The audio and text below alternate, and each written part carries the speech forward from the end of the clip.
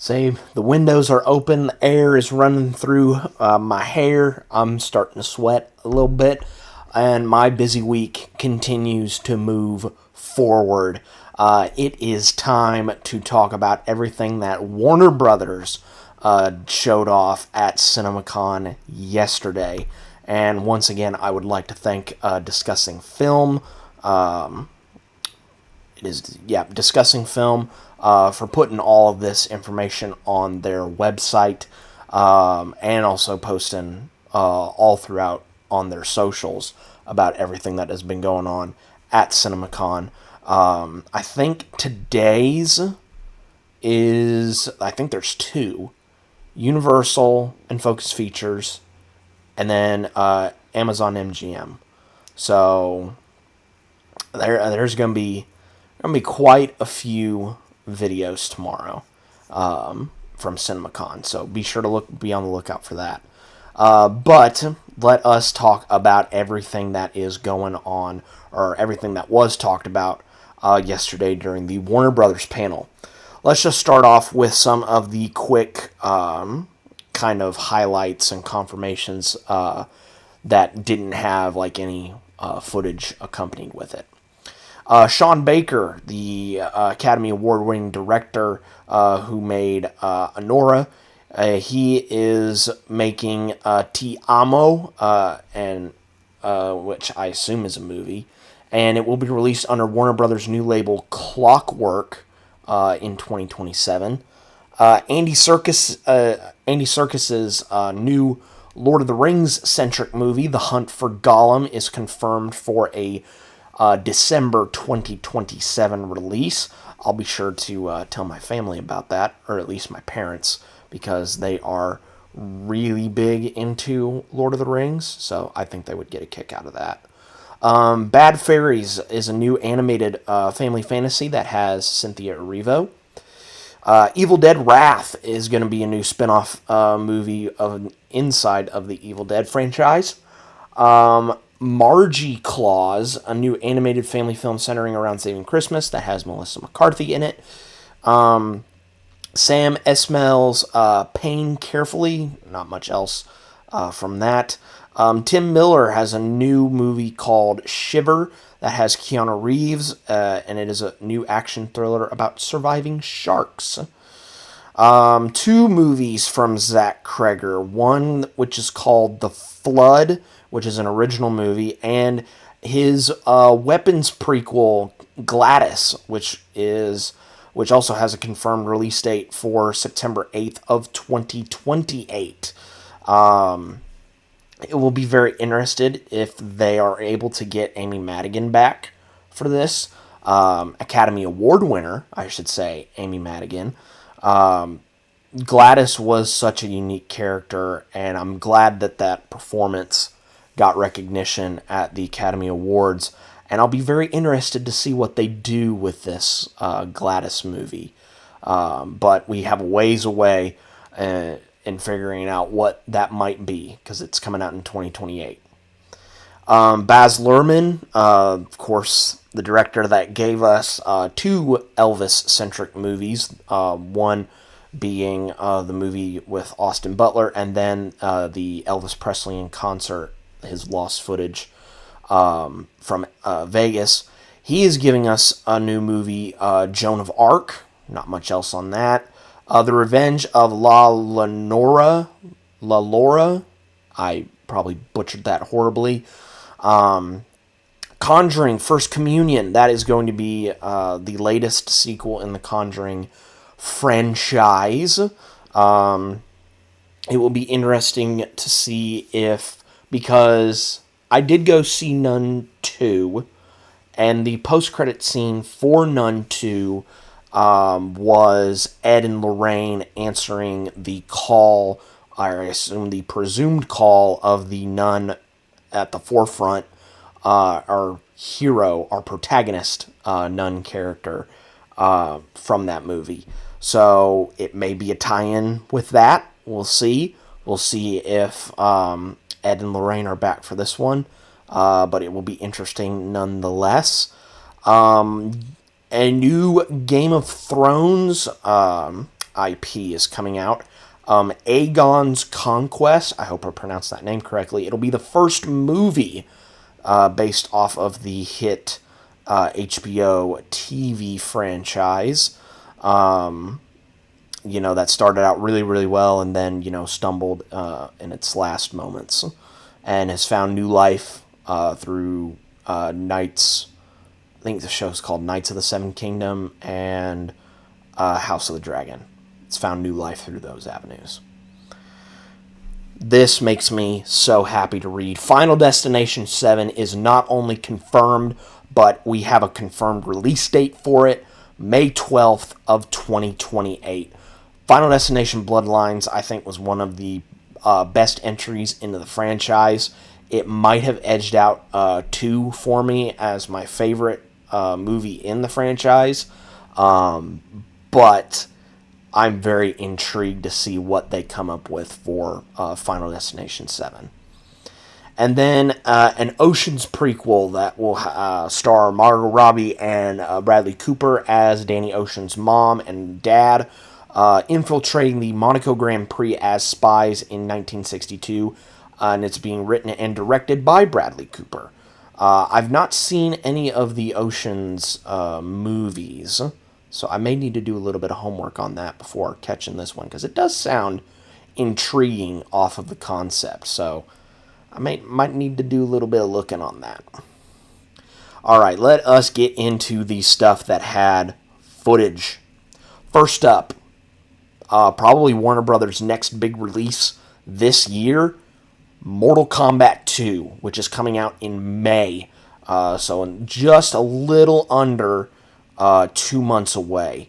The Warner Brothers panel at CinemaCon included a first look at an extended scene from Mortal Kombat 2, highlighting Carl Urban as Johnny Cage. Scene opens on Cage traveling with former champion Liu Kang, Ludi Lin's character, to confront Baraka, CJ Bloomfield, which, by the way, I don't know if I've talked about this in my previous trailer reactions, but Baraka looks really good in this movie. He looks really, really good. When Baraka doesn't agree to Liu's terms, Cage teases Baraka, calling him and excuse my language, a fucking pussy, convincing Baraka to challenge Cage to a fight instead. Cage, a fish out of water with no real fighting experience, tries to run away from the challenge, but Baraka chases him through the desert village, pummels him down, and throws him out of a hut. Cage, flat on his face, is encouraged to play the part of his movie persona to win the battle. He picks up his sunglasses, does his iconic pose, and says, "It's showtime." With his stronger confidence, he stands a better chance of fighting Baraka, and the fight culminates with Cage spinning his arms before doing the splits and punching Baraka in the crotch, ending the fight, which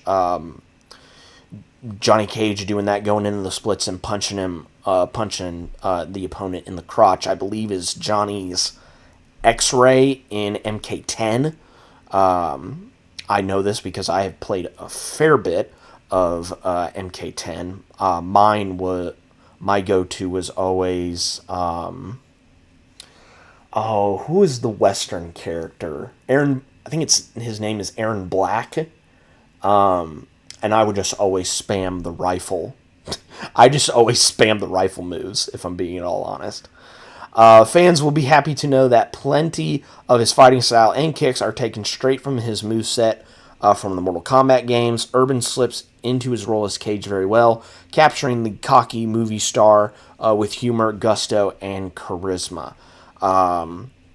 I know a lot of people, when they teased Cage at the end of that first movie, and even I had this thought, I was like, Miz would be perfect as Johnny Cage, because that is essentially what his wrestling persona is. He's cocky, he's arrogant, and I think Miz has the charisma to be able to pull that off. But hearing that, they went with Carl Urban, which I think Carl Urban is awesome. The only real exposure that I've had with Carl Urban is through Thor Ragnarok, but I know he's in The Boys, as well as a whole host of other stuff that is either A, not coming to my head, or B, I've just not checked out. So I'm glad to hear that, he fits this role absolutely perfectly. And I cannot wait to watch this movie when it releases in May. Actually, let me check the release date here real quick. Because the weekend it releases, I'm actually going to a convention. So this might be maybe not an accidental, but a coincidental IMAX movie that I go check out. After Mortal Kombat, probably Warner Brothers' next big movie that'll be coming out is Supergirl, coming out in June. CinemaCon attendees were treated to an extended sequence from Supergirl that has raised expectations for the upcoming DC Studios film in a scene ripped directly from Tom King's comic, at least the start. Kara Zor-El, Millie Alcock, sits uncomfortably on a transport full of bizarre-looking aliens. She finds out that her young companion, Ruthie, Eve Ridley's character, has snuck onto the Airbus before she can scold her. A group of teleporting space pirates boards the ship. Kara launches into a fight with them using their teleporters in a dynamic sequence set to Wolf Alice's Smile. Millie Alcock is sensational, selling the character's badass, smarmy nature and capability. She can't get the jump on the space pirates, so she plans to use the space suit to get closer to the sun. So she plans to use a spacesuit to get closer to the sun. I didn't read that properly the first time. Before she can do this, she's blown out of the airlock, which brings her closer to the sun, powering her up as she has a downright epic battle with the space pirates, ending in an anime-like beam struggle between Kara's laser eyes and their own lasers as a guitar-heavy score swells. Now, I think we see this visual, Kara's beams versus the space pirates' beams, in, I think, the most recent trailer that just dropped. So that's, I don't want to say necessarily a spoiler, because we've seen it already. So it's not, I don't want to say this is new footage, but we've seen this visual before. Afterwards, the footage cuts to a sizzle reel featuring the destruction of Krypton and Kara's escape, which appears to be fully depicted in the film. Kara is seen teaming up with Lobo, who Jason Momoa is fully leaning into with a mischievous laugh and a very metal habit of driving through flames on his motorcycle. The action and score are extremely impressive, and the film looks to be far more ambitious than perhaps anyone was expecting, coming closer to Bilquis Evely's, I hope I pronounced that name correctly, Evely's art than one might think.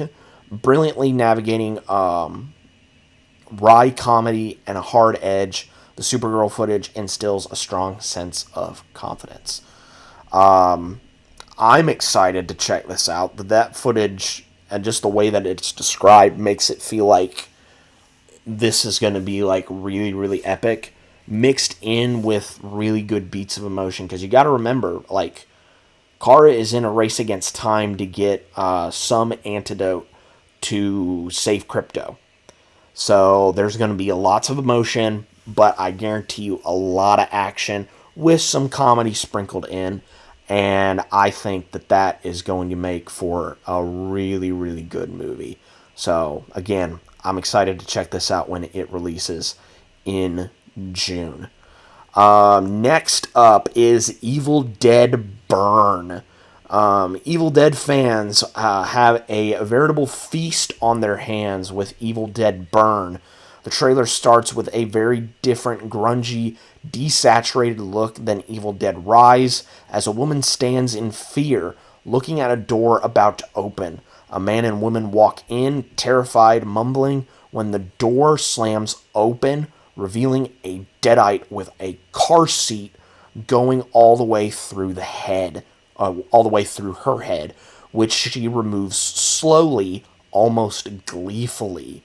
The trailer proper indicates that the plot involves a family using the Book of the Dead, the Necronomicon, to resurrect a male member who died too young.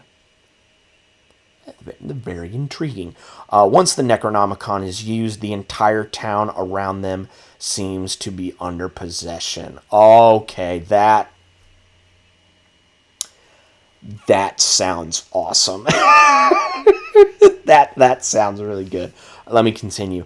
In general, Evil Dead Burns footage feels significantly meaner than its Evil Dead 2 inspired predecessor.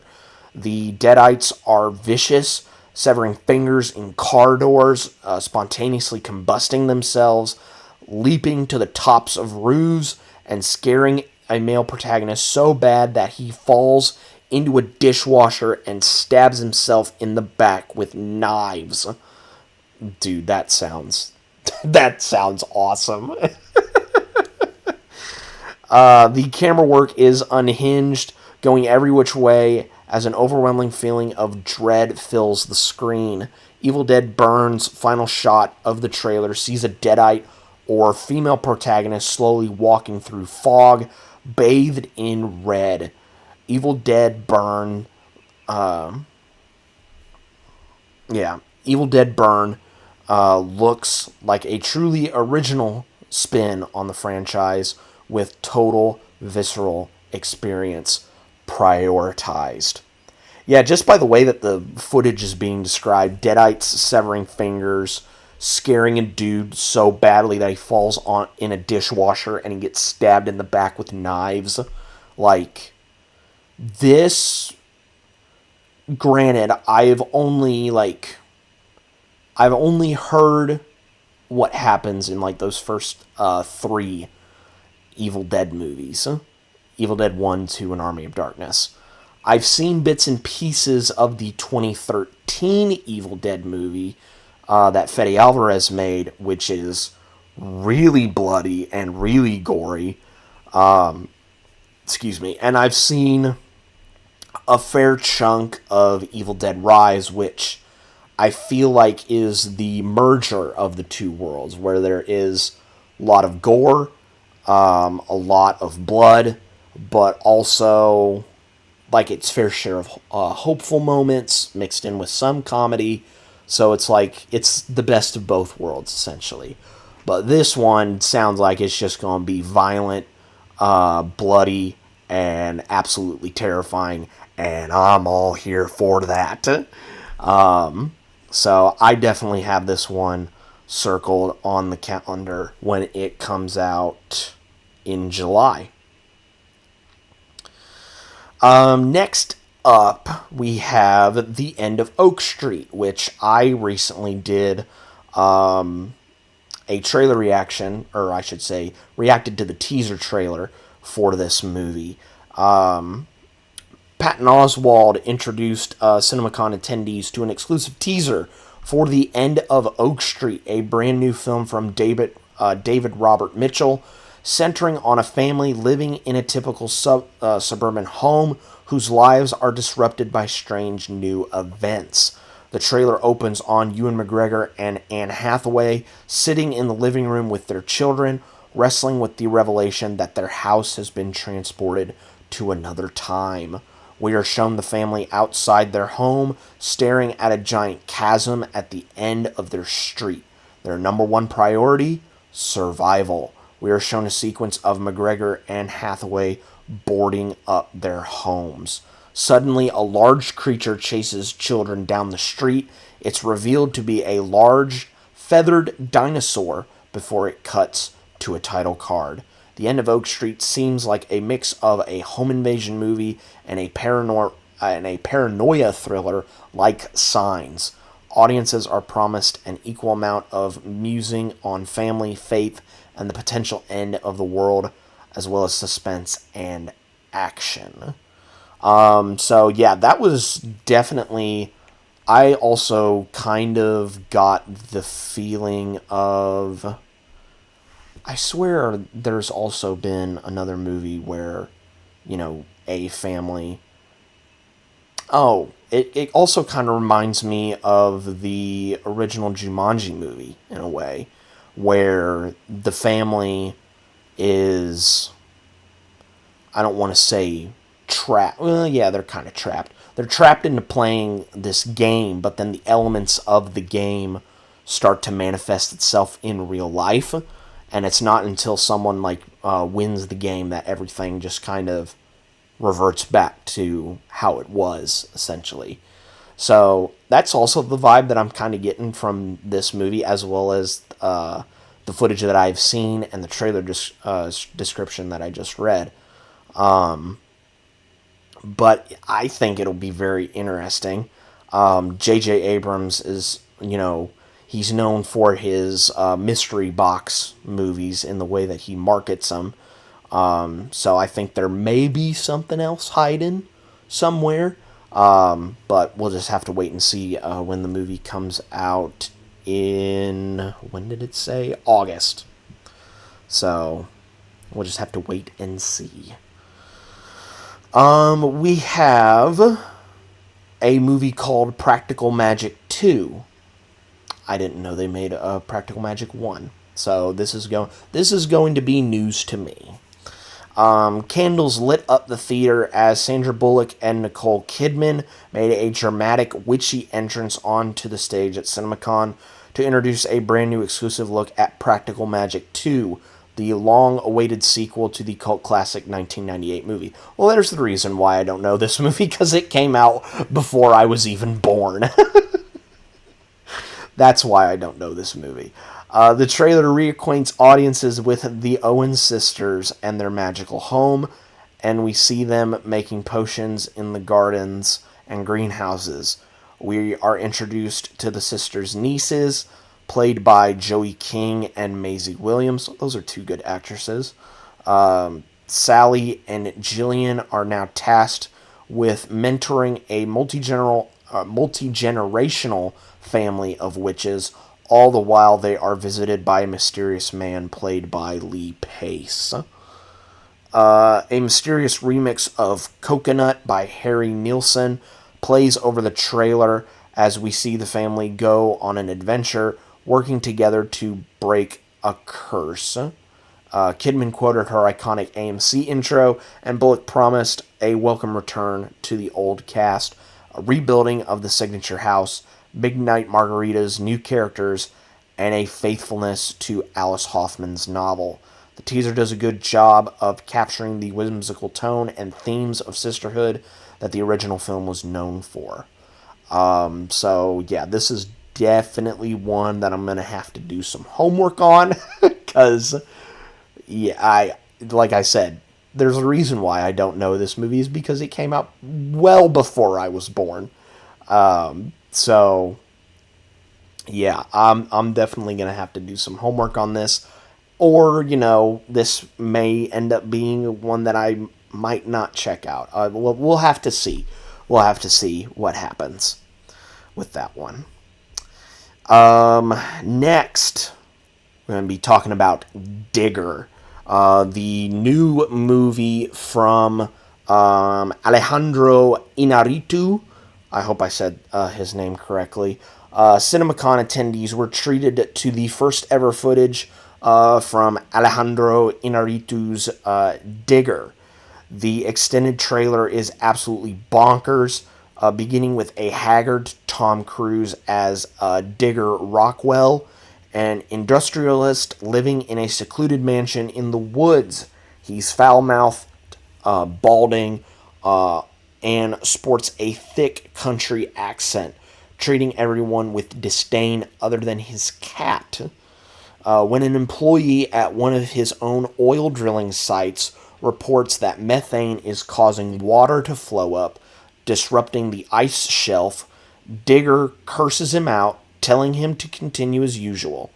This decision has catastrophic consequences, displacing entire nations. The president, played by John Goodman in a very over-the-top performance. That's awesome that John Goodman's in this. In the most complimentary way possible, flanked by his assistant Riz Ahmed, tells Digger he has to fix this. What follows is a series of larger-than-life images, including boardroom brawls, high-flying jet sequences, too many explosions to count, and Digger relaying the story of the shovel passed down through generations to him. Digger looks like nothing Alejandro Inarritu or Tom Cruise has ever done, swinging for the fences in footage that is bound to make the film one of the most anticipated comedies or films, period, for 2026. I remember reacting to the teaser for this. I think I did a teaser reaction for this on the channel.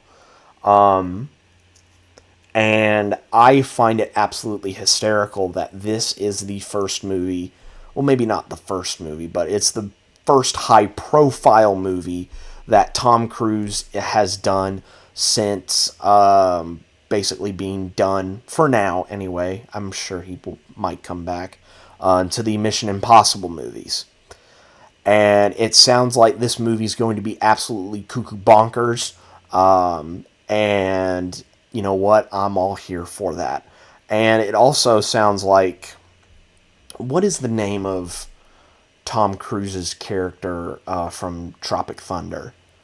Because I'm getting similar vibes to that. Like a dude that doesn't really care, but is, determined to do his job.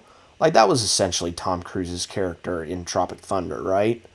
But it sounds like it's going to be an absolutely fun movie. And I think, because I think I've also seen the teaser played at IMAX theaters. I think this might get an IMAX release. So, who knows? This may be my IMAX movie for October. We'll see. Going back over to the DC side for Warner Brothers, Clayface. This is also one that I'm excited about as well, because the script for this is being done by Mike Flanagan, who I believe is one of the best writer-directors working today. I really think people should have given Life of Chuck more of a chance, because that was absolutely emotional. Of course, Haunting of Hill House, I think was one of his, but he also did Dr. Sleep as well, so like he has a pretty good body of work about him. They kicked off their DC Studios portion of the panel by premiering a teaser for Clayface, a standalone film that will reimagine the origins of the iconic Batman villain. The teaser is relatively straightforward, opening on the titular Clayface, also known as Matt Hagen, Tom Reese Harries, covered in a face bandage, lying paralyzed in a hospital room, presumably after a horrifying accident. A slowed down and eerie rendition of Do You Realize by the Flaming Lips plays as the camera zooms into Matt's face, and we're shown flashes of his life as an actor in a modernized, neon-lit Gotham City. We see snippets of Matt toying with a mischievous scientific experiment with clay, assuming to make his return to acting following his accident. The teaser ends with Matt lying in a bathtub, touching and wiping off his face, which turns into a terrifying swirl of clay before it cuts to the Clayface title card. Though the teaser didn't show enough of the film to grasp more of its plot, it very much served as a tone piece, establishing the film's dramatic, horror-forward tone fitting for the Halloween release date. The release date for this movie is October 23rd of this year. So, yeah, this is 100% definitely going to be covered when it comes out. Maybe even, potentially, since it is maybe horror-forward in its tone, might cover it in my Noobs for Horror October series. Who knows? But I'm very interested. We did get a little glimpse of Clayface in Creature Commandos, just a little bit, but I really like the direction that they have going. Just from what I'm hearing about this Clayface movie, I really like the direction that they're going in with this, and this will 100% be covered when it releases in October. Next, they talked about The Cat in the Hat, the new animated version of Cat in the Hat with Bill Hader as the titular character. The chaotic new look at The Cat in the Hat gives a much firmer idea of what the film's about. When two kids are forced to move into the city, they feel depressed being away from their original home. That's when the Cat in the Hat comes into their lives, wanting to make them happy. This is where the movie diverges most from the book, as the kids activate a device that transports them into a world made of their own memories. This imaginative watercolor-like visuals are a lot to keep up with all sorts of environments and colors transforming and meshing into each other. But one of the major highlights is seeing one of the things turning into a full-on kaiju. It seems as though the through line of The Cat in the Hat will involve figuring out exactly what makes the children so unhappy as they try to get back home. All of the humor is very broad, and the footage has the feel of an Illumination-esque film, likely to have major appeal for the children's audience. I probably won't see this, but as long as they... And I know this is going to be really weird for me to say because we had a live-action Grinch movie and a live-action Cat in the Hat movie that kind of, and I will admit saying this, like skew away from what Seuss's world is, even though to me the live-action Dr. Seuss movie looks really cool, and I think they did capture the Seuss look, although for others, not so much. As long as they capture the Seuss-like feel for this movie, I think they'll be fine. But I probably won't end up going to see this. That's just me. Next, they talked about a movie called The Great Beyond, which is being written and directed by J.J. Abrams, who came out and surprised everyone at CinemaCon by bringing out the first footage for his mysterious new film, The Great Beyond. His first original in some time.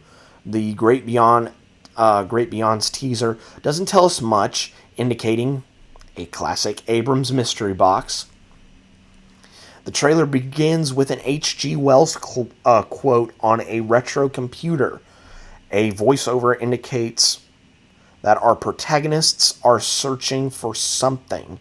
We see flashes of characters played by Glenn Powell, Jenna Ortega, and Samuel L. Jackson. The most interesting character looks to be the one played by Emma Mackey, who holds a red orb of sorts and looks like she could be an android or at least an antagonist. There's not much to report here other than a lot of great actors looking determined, some analog technology involved, and gorgeous cinematography.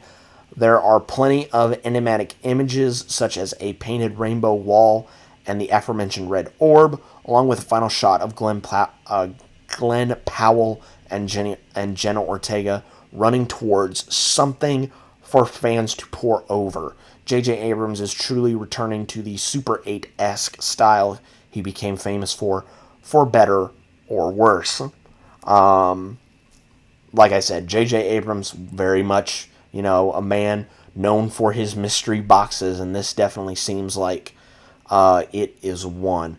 I will probably have to see at least maybe some footage other than, me describing said footage for me to say, might give that one a chance. So I'll have to wait for footage to come out to get a more firm opinion on that one. And then, of course, we have the final big one for Warner Brothers at this panel, Dune Part 3.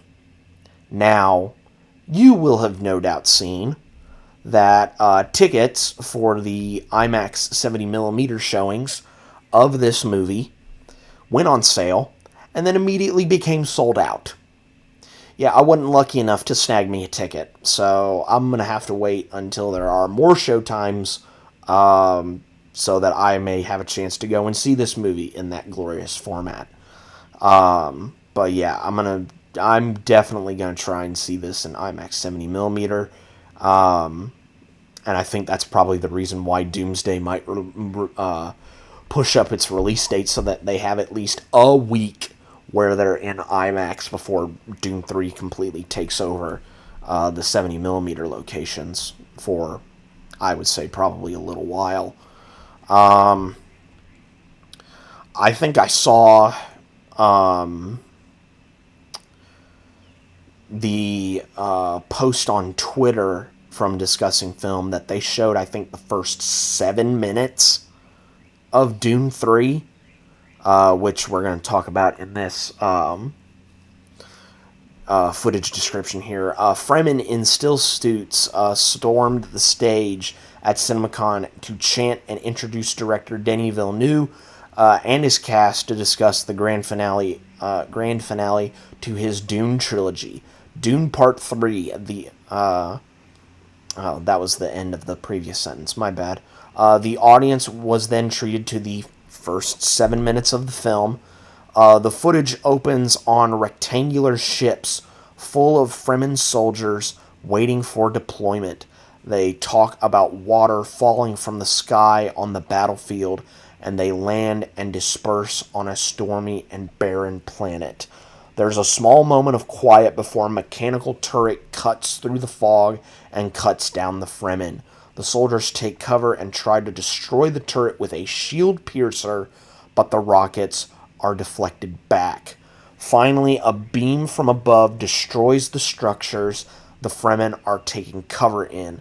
A devastating depiction of war and destruction in the middle of Paul Atreides' jihad and holy war. The footage ends, and a sizzle reel of footage from the first trailer of Part 3 plays. The opening of the film invokes sequences like the beach scene in Saving Private Ryan, mixed with otherworldly aesthetics of space operas. Villeneuve admitted that Part 3 will take a significant departure from the first two films, promising a redemption arc and a broken love story between Paul Atreides and Chani, which are Timothée Chalamet and Zendaya's characters, respectively. I think this is probably the Cinephiles' pick for most anticipated of the year, at least probably after the Odyssey comes out. This will probably be the one that Cinephiles will point to and be like, I'm excited for that. And for good reason, I think, because the first two Dune movies tell a really interesting overall story, but their individual stories are really, really good as well. That first one is you see the rise of Paul becoming his own man and basically joining the Fremen on Arrakis and, basically doing what they're doing. And then you see in part 2 the fall of Paul and then the rise of the Muad'Dib, the Lisan al-Gaib, as it were, because Paul wants to try and play both sides. Like, he wants to have the simple life, but there is an opportunity here to really go after it and do what his father wanted to do, at least in his eyes.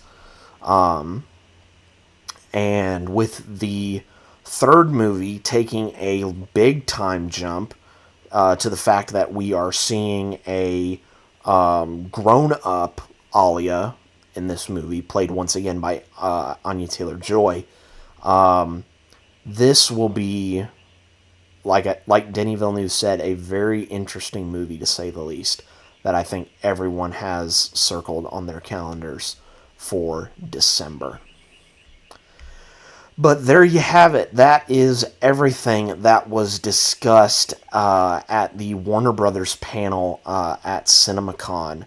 There was a lot of stuff, lots of stuff that I'm very interested in. Some others not so much, and others I have to wait for footage to see what my opinion will be on.